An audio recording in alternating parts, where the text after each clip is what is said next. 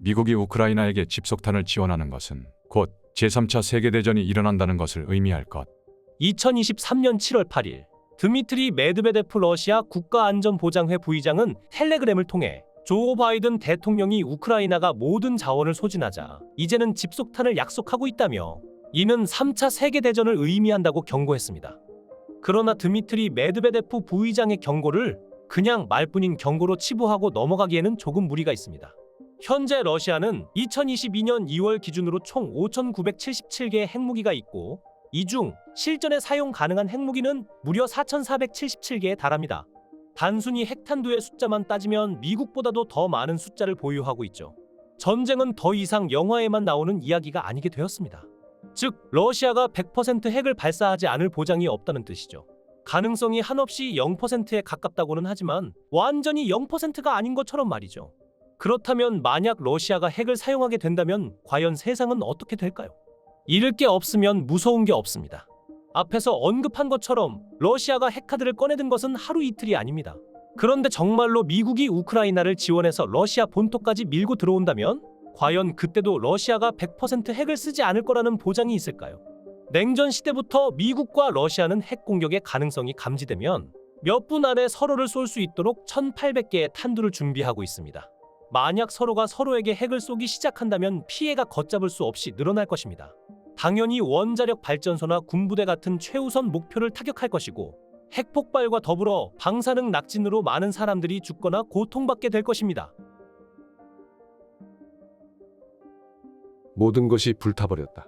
사람들은 옷이 타서 벗겨진 채로 머리가 그을리고 곤두선 채로 돌아다녔다. 얼굴은 너무 부어올라서 누가 누구인지 구분할 수 없었고 입술도 부어올라 말을 할 수 없을 정도였다. 피부는 손톱 끝에서부터 벗겨져 안쪽이 드러난 장갑처럼 손에 매달렸고 진흙과 재로 인해 새까맸다. 마치 손에서 검은 해초가 늘어진 것처럼 보였다. 1945년 8월 9일 히로시마에 이어서 나가사키에 원자폭탄이 투하되며 제2차 세계대전은 끝나게 됩니다. 일본의 원자폭탄 생존자들은 당시의 상황을 이렇게 증언합니다. 1945년 8월 6일 히로시마 상공 580m 지점에서 폭발하며 삽시간에 도시 건물 7만 6천 채 가운데 92%를 파괴한 원자폭탄은 섭씨 수백만 도, 압력 수십만 기압의 에너지로 히로시마를 강타했습니다. 폭발 에너지의 50%를 폭풍으로, 35%를 열선으로, 15%를 방사선으로 변화시키며 지상을 습격한 원자폭탄은 폭심지 반경 1km 이내에 있던 출근 중인 시민 8만여 명을 불태웠습니다. 그리고 약 4km 지점에 있던 사람들까지도 대부분 전신화상을 입게 되었죠. 하지만 피해는 거기서 끝나지 않았습니다. 운 좋게 살아남은 사람들도 방사능에 노출되어 백혈병, 암 등으로 사망자가 발생했으며 생식세포가 피폭된 경우에는 유전장애까지 몰고 오게 되었습니다.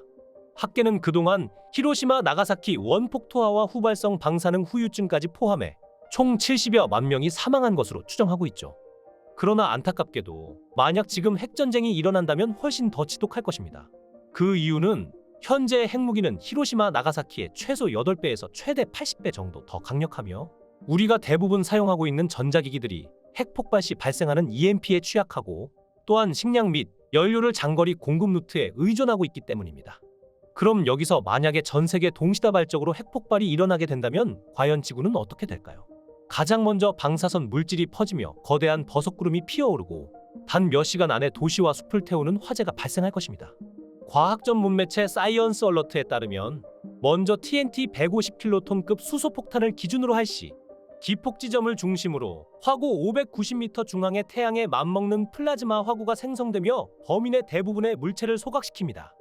1.16km 이내에는 극도로 강력한 충격파가 발생하며 모든 구조물이 붕괴되고 생명체는 살아남을 가능성이 거의 0%에 수렴하게 됩니다.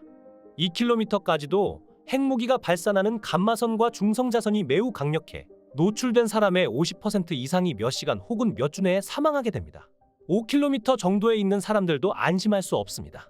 화구에서 발생한 열복사선이 해당 구역에 있는 사람들의 피부를 자외선과 가시광선으로 타오르게 하며 사람을 산채로 불태우고 피부층 전체에 3도 화상을 발생시키게 됩니다.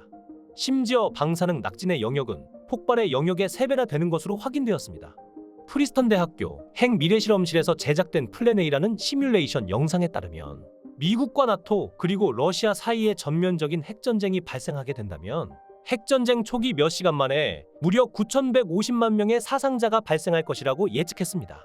뿐만 아니라 화재에서 발생하는 뜨거운 공기와 연기는 주변 공기를 빨아들이며 화재 정난운으로 상승하게 될 것이고, 정난운은 약 11km 상공의 대륙권을 넘어 성층권까지 도달해 몇 년 동안이나 머무를 수 있게 됩니다. 곧 매연이 지구를 뒤덮기 시작하며 햇빛을 흡수해 빛이 지표에 도달하지 못하게 됩니다. 이로 인해서 핵전쟁 후 불과 몇 주 만에 햇빛이 급격히 줄어들어 일명 핵겨울이라고 불리는 극한의 기후 변화가 찾아오게 됩니다. 여름이 짧아지거나 아예 없어질 것이며, 이로 인해서 해수면에서 증발하는 수분과 강수량이 줄어 대규모 가뭄이 발생하게 될 것입니다. 인류의 대부분은 적도와 극지방에서 적당히 떨어진 중위도 지역에 살고 있습니다. 그리고 이곳에는 미국 대평원이나 우크라이나 등 농업 생산성이 높은 지역이 포함되죠. 즉, 핵전쟁 발발로 핵겨울이 찾아와 중위도 지역의 기온이 크게 떨어지게 된다면 전 세계 곡물 생산에 큰 타격을 미치게 될 것이고, 곧 유통망이 붕괴되며 굶어 죽는 사람들이 크게 늘어날 것입니다.